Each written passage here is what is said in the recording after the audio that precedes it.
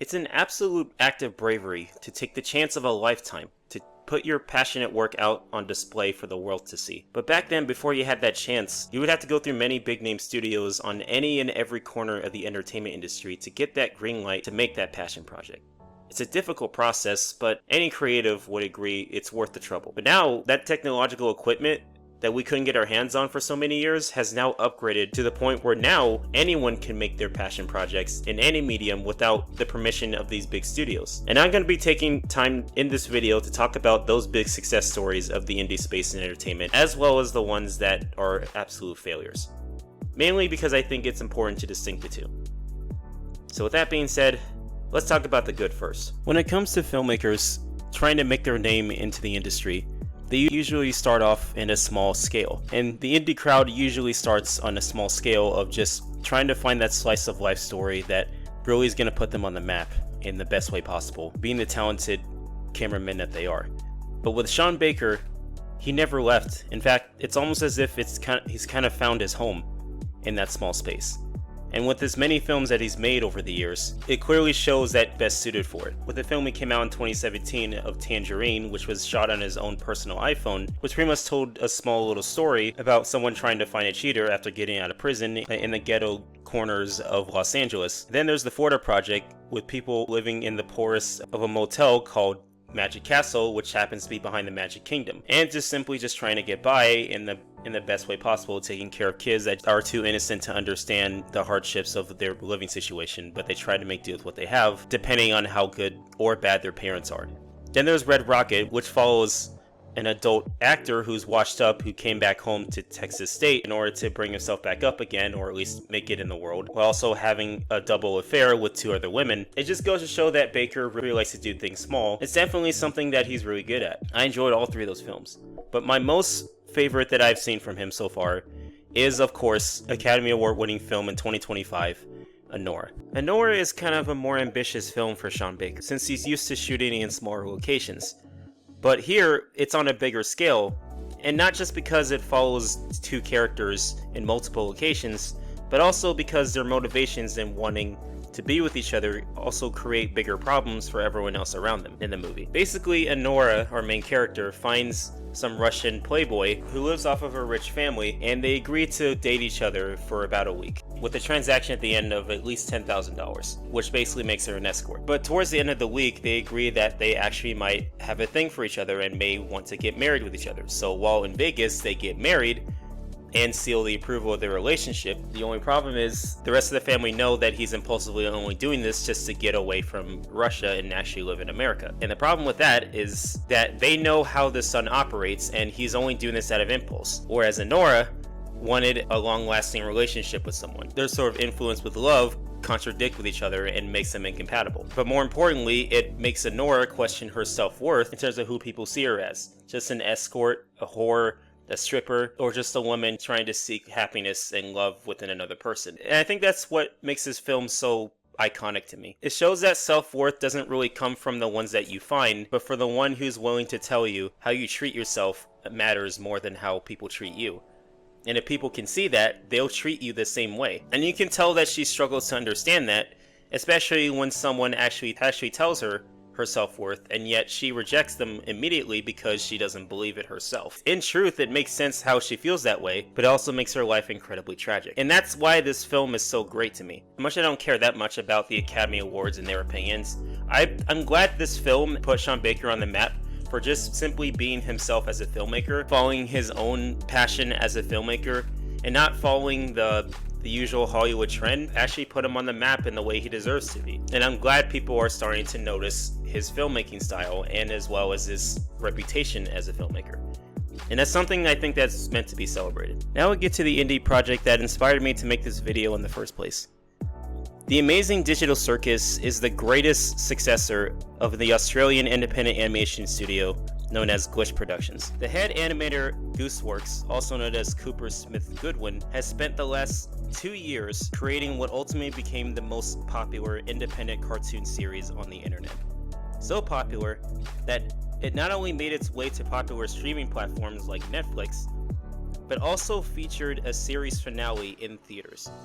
How many indie cartoons have been able to accomplish this? Not very many, so it's a pretty big feat, one hell of an achievement to be proud of. Despite it cultivating an overly passionate and unfortunately toxic fan base in the same likes of other popular brands of media, Digital Circus is highlighted as the crowning achievement of the indie space of animation, and it definitely deserves to be. With its unique yet nostalgic style of animation, its well-written characters and character design, and its overall funny yet dark premise.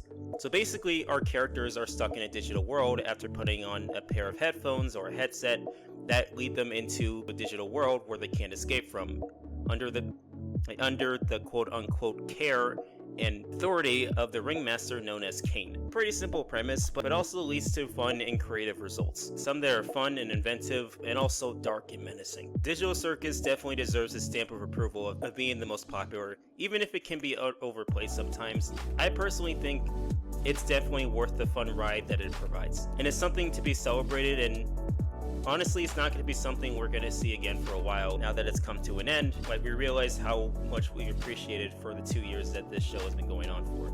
And if you're wondering why it took 2 years to make, it's mostly because the production took so long to make sometimes. And also, when it came to this series finale, the footage that was supposed to be released in theaters on June 4th actually got leaked out on the internet a week before its release, which made it incredibly unfair for the people that made it. They're simply just trying to profit off of this. And it sucks because they were meaning to show this on a bigger scale. Some asshole took that away from them. And it nearly broke Gooseworks' heart because she just wanted to make a cartoon just for people to enjoy and not be lodged into this mess of chaos that she was forced into because, well, someone wanted to ruin it for everybody. I'm glad things did kind of fix themselves, and they had managed to release the film for the last 2 weeks that it's been out, which is now already released on YouTube for free. But I personally wanted to see it in theaters because I like this show that much. Unsurprisingly, I was surrounded by a bunch of adult children the whole time. To be honest though, I don't mind those kind of crowds, just as long as they don't actually throw popcorn at the movie screen like they did with the Minecraft movie. So I guess I'll just count my blessings there. And now for our final good indie project that's a big successor in the gaming industry, known as Claire Obscure Expedition 33. This game is the indie video game that basically broke the entire gaming industry and consumer market. With big name companies like Ubisoft, Sony, or Microsoft that spend so much money in creating their video games, Sandfall Interactive spent very little and had swept nearly 70% of the 2025 Game Awards. Game's creative process consisting of less than 30 people on board, including a couple ex-Ubisoft employees, post-grad college students that never made a game before, and a music composer straight out of SoundCloud, all of which to make the biggest gaming masterpiece to ever exist in the market of any medium possible. Of course, the industry went absolutely insane. With its amazing graphics, its simple yet gripping story with a neat little twist at the end, and probably one of the best uses of turn-based gameplay in history. I wish I could experience the game myself, but I don't have a good enough working PC to actually play it, but I will someday. And this is the first f***ing game I'm playing. So yeah, of course the game industry went insane when most of the awards were swept by this game, basically being the biggest successor in the indie space in gaming history. But when you see the results, you can definitely see why. Biggest surprise in the industry, and it definitely deserves to be one of the greatest games to ever exist in the market. Alright, so now we got all the good stuff out of the way, let's talk about the bad. So the first bad we're going to talk about is The Amazing Bulk. This movie, I guess, is an example of using the indie space to put together one of the laziest passion projects in history. It poses as some kind of parody of The Incredible Hulk, which is a lame excuse of saying we don't have any money, or we don't want to spend any money, or have any experience in operating film equipment. So because of that, they just bought a bunch of cheaply made animation background to make up for the movie that they're too lazy to make on their own. If it came to that point, just don't make it. If you're gonna be lazy about it, just don't do it. Nobody likes some lazily made film. If you are passionate about making a film, then keep that passion. Make the film with that passion. Otherwise, just you're wasting everyone's time at that point. Or at the very least, just make it on a smaller scale and just come up with a neat little story that is on that small scale. Sean Baker is pretty famous for that, and that's why he's so good at it. I know this thing likes to call itself the room of superhero movies, like it's literally on the poster right here, but I find it kind of weird how they compare this to The Room. I mean, The Room is terrible in that it's laughably terrible, but at least it has some sort of an idea of physical set design or just setting the stage in general. The problem with The Amazing Bulk is that it can't decide what it wants to do or what it wants to be, but they made it expecting people to just go along with its absurdity and utter bullshit, which honestly to me is an immediate insult to the intelligence of your audience. We couldn't make a film, so we just had the film being made for us. Keep in mind, when I say they bought a bunch of animations to correlate it into a story structured thing, you can definitely tell just by looking at the animations.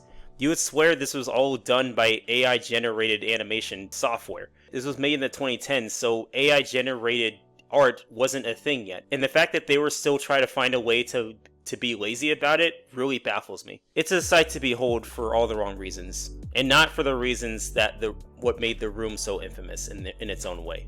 So while The Amazing Digital Circus is a celebrated triumph in the space of indie animation, Chimptopia is an example of how to destroy any chance of that being possible. Now, this pilot wasn't exactly a pilot yet. It was actually a trailer that was being teased on Kickstarter, and it started off with this trailer particularly, where it makes fun of a character from a more recent pilot that existed on Glitch Productions known as Gameverse. In this Chimptopia trailer, they parodized the character to make it seem like it's the most annoying character in history and that they simply just don't like the pilot, to which they show the character being brought behind a tree and they beat the shit out of him. I don't know what the beef they have with this sort of thing, but like it's kind of a weird thing to do, and a lot of people felt the same way. This pilot trailer ended up getting a lot of backlash and a lot of people not to support the pilot in Kickstarter, and it destroyed all chances for this particular pilot to ever take off, all because of this one scene. I watched Gameverse before I even knew what Chimptopia even was, and I never found the character to be that annoying. I mean, it was hard to distinguish Aaron Hansen's voice since I've heard his voice for so long after watching a lot of Game Grumps, but it didn't really bother me that much, and I didn't find him really that annoying. So I'm not sure why they thought this was a good joke or ever funny in the slightest, and it just felt like it was more mean-spirited. I guess it's just trying to be its own little Family Guy or South Park, which I don't know why people keep trying to do this sort of comedic edge when it comes to comedy. It's really tired and very annoying to me, and I think that trend needs to stop as soon as possible. I guess if they didn't try to bash on a cartoon show that didn't really deserve it, let's be honest, maybe they would have had a better chance, maybe, or at least wouldn't have gotten this much backlash. But because of that, it's part of the reasons why it never got off on Kickstarter.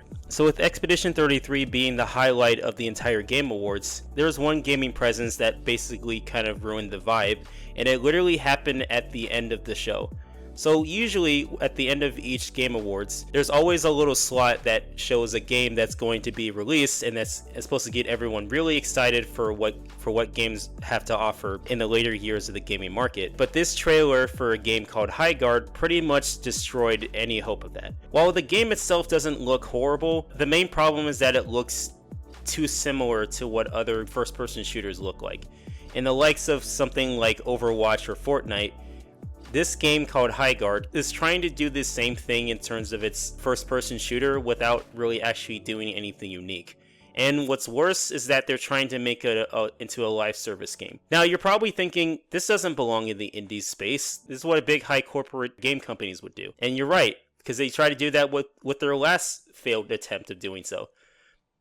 But this one is just another recent example of that. Except this was actually done independently by people who made Titanfall and Apex. They worked for a big company who created those two popular first-person shooters, and yet somehow made something as generic as this independently in their own little indie space. So when they thought they was going to make something incredible, they ended up making something everyone has ever seen before, which caused people to want to ignore the game entirely, causing the live service game to only exist for only 2.5 months after its launch. That's a little bit longer than this. It's still not enough to make back their return on their investment. And I'm pretty sure they spent a lot of money making this, and now they've got almost none of it back. Honestly, kind of sucks, but at the same time, you should have known what you were making, but you didn't, and now you f***ed up. Now, High Guard might be a generic version of a much better game that you can easily play on your own. You probably have it in your game library somewhere, and it's probably better than that. But that in of itself is no more insulting than something like Mixtape. Mixtape is not only an embarrassment to the gaming market, but it also tries to disguise itself as an indie video game, despite it having multi-million-dollar licensed music attached to the game, to which they verbally announced to the audience that is engaging into this content, assuming anyone played this bullshit. And I do mean played, which is an interesting term in this context because it barely functions like a game. It may have a nice looking art style, it might have some nice looking colors. I mean, of course you would want that with any type of product that you make, whether it be a video game or whatever else you make. But it feels like it's the rejected excrements from the Life is Strange series, but the traits are somehow more unlikable than that series. I'm not saying Life is Strange is bad or anything, but I'd rather play that than this bullshit. This game has already built a horrible reputation of having unlikable characters, a boring story, and an overall boring premise. This game makes me embarrassed to be a millennial. I get secondhand embarrassment knowing that a game like this exists, made by my own generation, and it makes me want to slip my wrist sometimes. Okay, not really, but it does piss me off. This game has already built a horrible reputation because of that. But what made it so much worse was the score that it was awarded after its release. 10 out of 10. This game was given a 10 out of 10 for being the most derivative bullshit in the entire entertainment market as a whole. It is pretty much an embarrassment to exist in this day and age, or any day and age, let's be honest. And yet game journalists all around, like all across the board, are trying to push this to be the next game of the year. Keep in mind, our last game of the year was a fucking masterpiece, and you're gonna tell me this is on the same caliber of that? Legend of Zelda Breath of the Wild, and even Tears of the Damn Kingdom, like, those are some great fucking games, and you're gonna put something as boring as this on that same caliber? I'm sorry. You have to function like a game first before you can put yourself on that level. Otherwise, you're a joke. You're an absolute joke. And the reason why this game pisses me off more than even High Guard or any of the bad indie projects that I've already mentioned is because it tries to pose itself as being an indie space while also trying to overshadow any actual indie projects have the right to stand out in their own way. Not to say it has to be Expedition 33, but at the fact that it has to be favorable, it has to be fun, it has to be enjoyable, it has to be good. This is none of that, and it's an embarrassment to anyone who ever touched a controller and pressed a button functioning this game, if you can call it that. But it's even more embarrassing to know that it exists at all. It doesn't deserve to even have a space in any platform of any kind because of how terrible it is. And you can clearly tell that the game really wants to be a movie because it functions like a movie more than it does a game. And while you still have a decent looking art style, you still have a boring story, unlikable and deplorable characters, and a plot that makes you want to jump out the next open window. This is just a bad sign for what games are to come, but at least we can admit that the worst is over and that we can move on to much better stuff. The bad indie projects are just as important to recognize as the good. And just because they're not funded by a big corporation, it doesn't mean it's exempt from criticism. What you make as a final production of any type of project in any media, there's always going to be an opinion from someone. And collectively, if they all like it, they'll say it. They'll say they like it. And if they don't like it, they'll all collectively say they don't like it. That's just how the world works. It's hard to control, and that's not something to be ashamed of. But the means of being independent means that you have a smaller team, and it allows more control and better management for your passion project, so that you only have such fewer eyes, ears, and mouths and brains to work with in order to keep yourself focused on what your final project, your final idea wants to be. That's why you see not just Expedition 33, but games like Mouse, and many other indie projects that have managed to wow the entire gaming industry, allowing us to realize that gaming software and new tech as a whole is so capable of doing so much that we're barely scratching the surface of what can be possible. And indie projects are starting to realize that. And it gives us so much inspiration. Seeing such small teams of indie developers can make such amazing products, such as the ones that I've talked about earlier. And if they can make something as amazing as that, who's to say that who's to say that I can't do the same thing, or you watching this video can't do the same thing yourself? There's so much to be done, and we're not even close. We're not even halfway through as to what is possible, and I can't wait to see more of what's to offer.